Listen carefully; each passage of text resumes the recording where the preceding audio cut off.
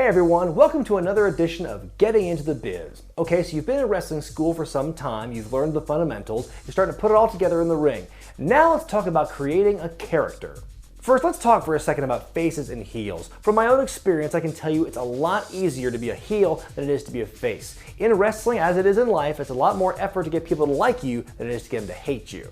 When you're the bad guy, it's in your job description to act like a dick to the fans, within reason of course, and to come off as a despicable individual. Now, if fans approach you after the show, I wouldn't act too harshly to them and make them feel bad. You know, if a kid comes up to you for an autograph, why would you be mean to a kid? You know, you can still accommodate them, but in a reluctant, heelish kind of way. Good faces are always in high demand in the indie scene, so my advice to you is rather than being a cool, funny heel, maybe try being a cool and funny face. Maybe a cool, funny tweener, you know, at least.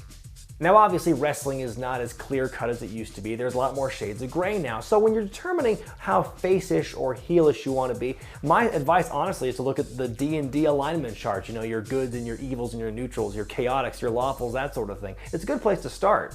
There are a lot of different ways to come up with your wrestling persona. A lot of people say the best characters are those who have their real-life personalities just cranked up to 11. I mean, that works. It works well for faces and heels.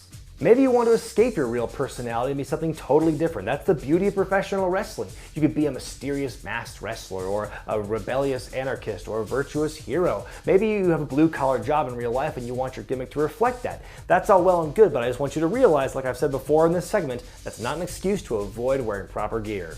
Speaking of which, another important reason to have wrestling gear is that it helps define your character no matter what it is. Say you want to be a luchador, which is perfectly fine even if you're not Latino. You can't just wear a lucha mask and then have t-shirt and jeans and call yourself a luchador. You have to have an outfit that really befits the luchador style. I mean, you can go the other way with that if you want, but no one's going to take you seriously. If your character is supposed to be a great technical wrestler, look at other technical wrestlers who you model your style after to see how they dress. You know, Bret Hart, he wore jorts, but never when he wrestled. You know, Chris Benoit, did you ever see him not wearing tights? I mean, you see what I mean here? That reminds me of another important part about choosing your character. Your influences. Everybody has their favorite wrestlers that they want to emulate. That's fine. Like I've said before in this show, it's okay to take certain elements of your favorite wrestlers and personalities and incorporate them into your own character, but I strongly advise against stealing an entire gimmick wholesale and saying it's your own thing. I've spent my whole career trying to avoid being called a Jim Cornette ripoff, but I can't help this. Here's an important tip. Know your character. It sounds really simple, but you'd be surprised how many people fail to do this. Take some time to sit back and just reflect on who your character is.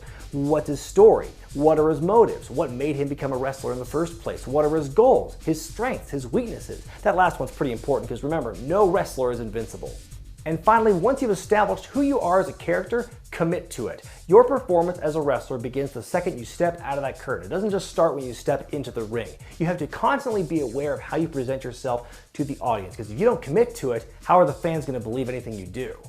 You might not always get a choice in what your character is, by the way. Sometimes a booker will give you a character that's totally different than what you expected. Now, unless it makes you really uncomfortable, like it's something very racist or something very controversial, I don't really see a problem with it. Now, what you can do is you can either take the gimmick and just own it and make it your own, or over time you can take the gimmick that you don't like and just make it evolve slowly over time into something that you do envision yourself being.